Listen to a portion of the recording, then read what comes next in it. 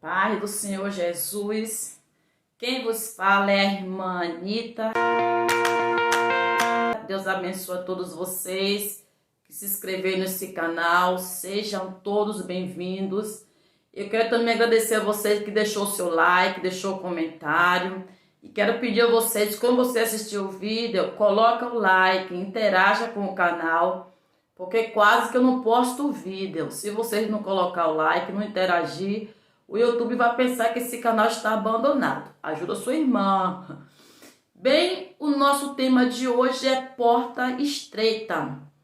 Se você olhou o título aí, você vai perguntar assim, como assim? Igreja de porta estreita? E tem igreja de porta estreita? Eu já coloquei igreja, como saber se a igreja que eu congrego é porta estreita. Eu já coloquei desse jeito aí, porque para falar a sua linguagem. Porque o que foi nos ensinado é que tem uma igreja de porta estreita, tem uma igreja de porta larga, onde na verdade, quando se trata de porta estreita ou porta larga, a Bíblia não se refere a uma igreja. A Bíblia se refere à porta do céu. Mas como assim, irmã? A porta do céu, ela é estreita?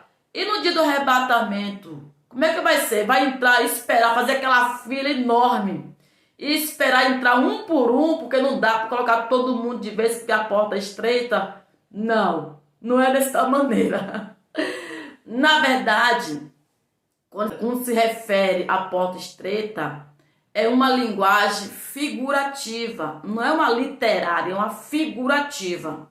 Não é que a porta do céu seja assim estreita a ponto de entrar um de cada vez, não. Está se referindo à conduta do crente diante de Deus. Ok, meus amados? Então, hoje vamos interagir nessa porta estreita que, infelizmente, foi nos ensinado de forma errada. Para você ter noção, a porta estreita que me apresentaram, que me ensinaram, foi uma porta estreita que é estreita para uns e para outros não é. E eu nunca tinha parado para observar isso. Como eu já disse em alguns vídeos anteriores, a gente tem um hábito de ler a Bíblia muito rápido.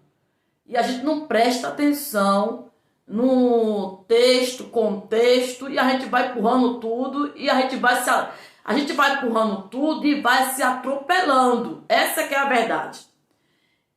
Vez eu estava viajando, foi até no mês de fevereiro isso. Olha quanto tempo tem. Estava viajando e eu tinha uma ministração para fazer via WhatsApp. E aí, quando estava se aproximando o horário dos irmãos passar para a oportunidade para mim, eu estava ainda com a mente vazia. Não vinha, gente, na minha mente nenhuma mensagem inspirada por Deus. Que você sabe que a Bíblia tem várias mensagens para você pregar em qualquer tipo de culto. Mas, infelizmente, não vinha nada. E eu comecei a esfolhear a Bíblia. E quando eu comecei a esfolhear a Bíblia, eu me deparei em Mateus 7, versículo 14, a porta estreita. Gente, quando eu me deparei ali, eu entendi que Deus, eu estava procurando mensagem para pregar para o povo e Deus queria falar comigo. Então, quando eu olhei, que eu li, eu falei, meu Deus do céu. A porta estreita que me apresentaram não tem nada a ver com a porta estreita com a Bíblia se refere. E aquilo ali, gente, eu olhei assim e falei assim, essa mensagem aqui tá abrindo, mas não é pro povo, é para mim. Essa aqui é para mim, porque se eu for pregar, vou pregar errado, porque nem eu sei o que é uma porta estreita, tá abrindo agora. Aqui eu vou ter que parar para ler, reler, procurar contexto, procurar mais versículo, capítulo, para poder entender o que é uma porta estreita. E aí eu guardei aquilo ali, ficou na minha mente. E na minha mente veio logo. Assim que eu comecei, que eu entender, eu vou gravar um conteúdo, vou postar. Porque essa dúvida minha pode ser a dúvida de muitos. E aí, de hoje que eu quero gravar, Deus, e nunca dava certo. E hoje, graças a Deus, chegou a oportunidade. Só que é muito grande. Eu vou fazer em duas partes. E peço aos irmãos que deixem comentário, deixem opinião, me ajude aí. Não fica assim, a irmã sabe tudo, pronto. Não, dê sua opinião, coloque seu comentário, ok, meus amados? Então, observe. Como saber se a igreja que eu congrego é porta estreita? Primeiro passo, a igreja, ela prega arrependimento. Se a igreja que você congrega não prega arrependimento, fica ligado nisso aí, começa a observar. Por que arrependimento? Porque, amados, sem arrependimento, ninguém vai ao céu. Ninguém vai ao céu.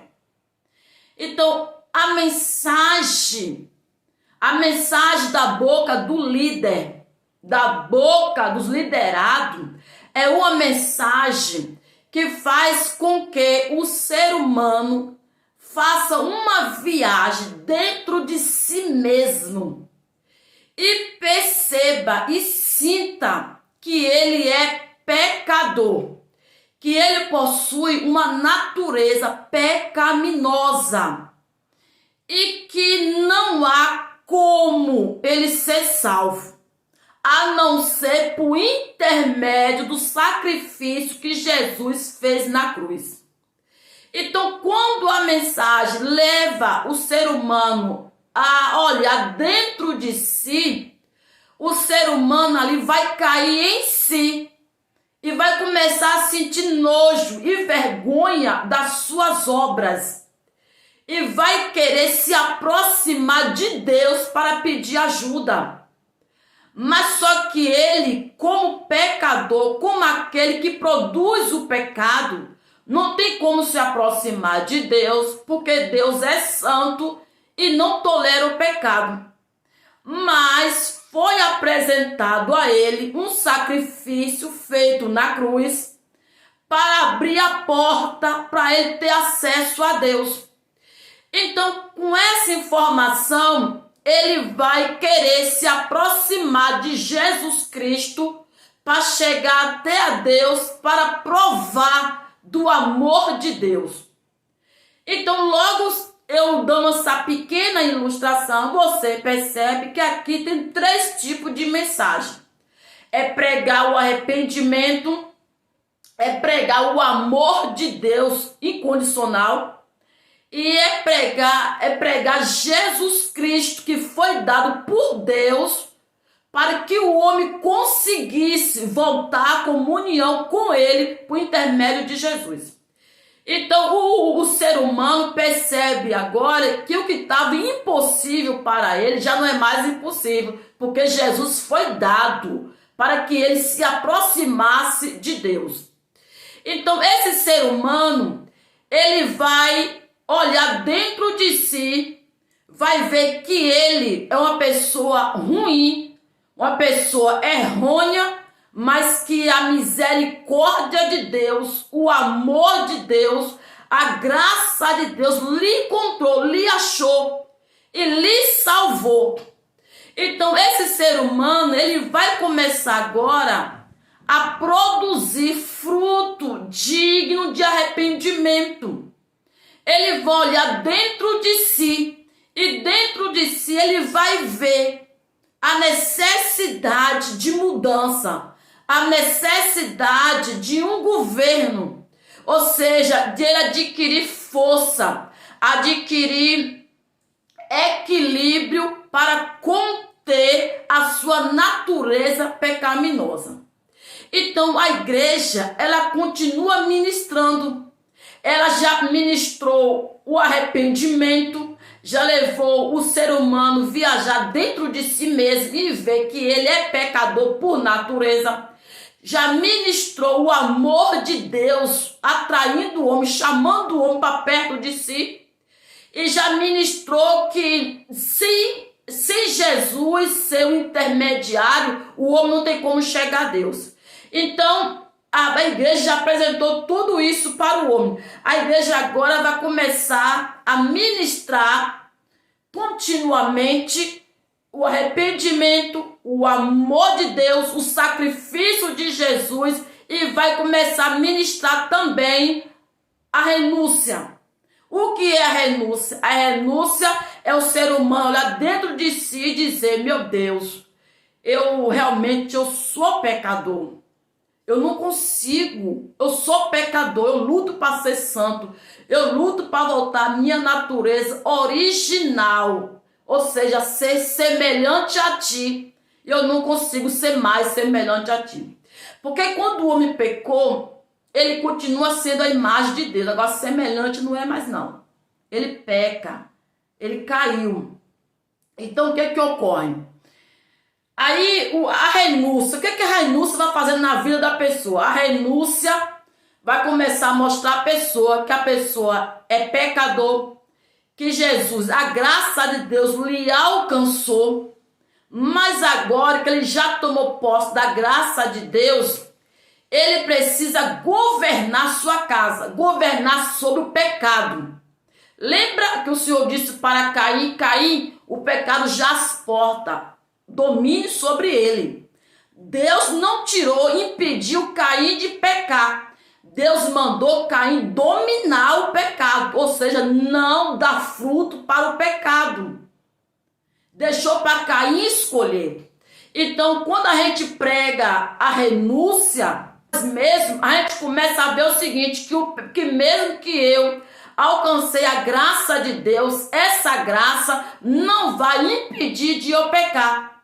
Mas a renúncia vai fazer com que eu tenha força para dominar sobre o pecado. Eu vou olhar e vou dizer: olha, o que eu quero fazer agrada a mim, mas pela palavra de Deus, o que eu vou fazer é mal e vai voltar para mim. Porque a Bíblia diz que tudo que eu plantar, eu vou colher. Então, se eu semear no pecado, eu vou colher o fruto do pecado, que não é bom para minha alma.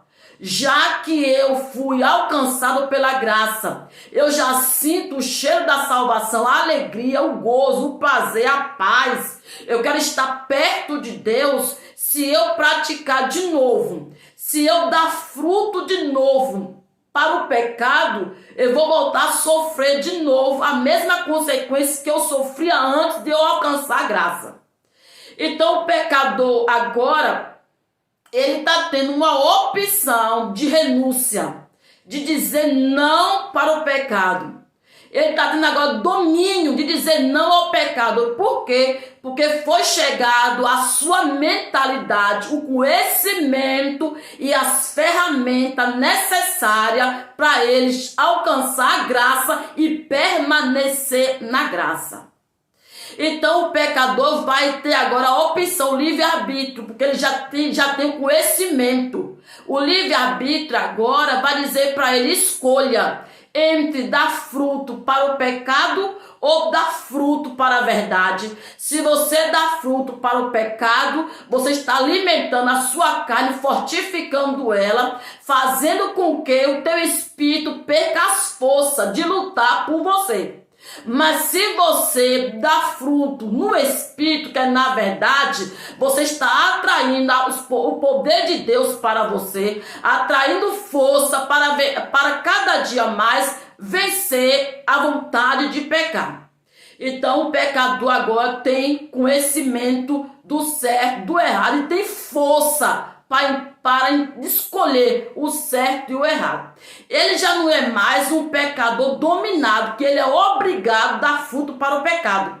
Ele é um pecador, mas um pecador livre para ele escolher, e ele tem força, opção de dizer não, porque a verdade chegou até a ele.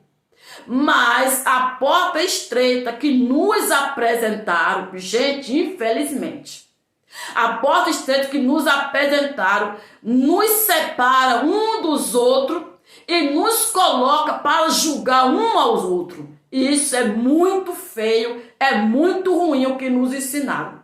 Porque nos ensinaram o seguinte, que a igreja que é liberal, que não proíbe nada, é uma porta larga.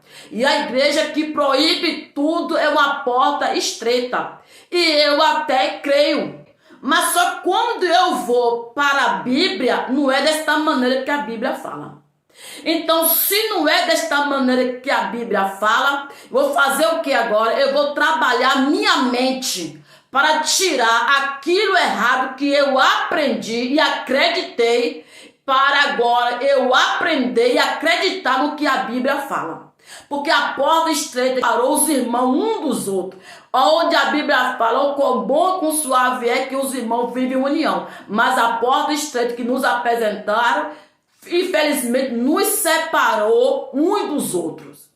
Então, eu quero dizer para os irmãos, se você observar que no livro de Mateus, a Bíblia fala o seguinte, que a porta é estreita, o caminho é apertado e poucos iriam entrar por ele. Então, quando você vê isso aqui, você começa a pensar, não é uma portinha qualquer. Aqui não se refere a qualquer coisa. Porque quando se refere a uma igreja liberal que libera tudo e uma igreja que proíbe tudo, se refere ao uso de um brinco, ao uso de um batom, ao uso de uma maquiagem.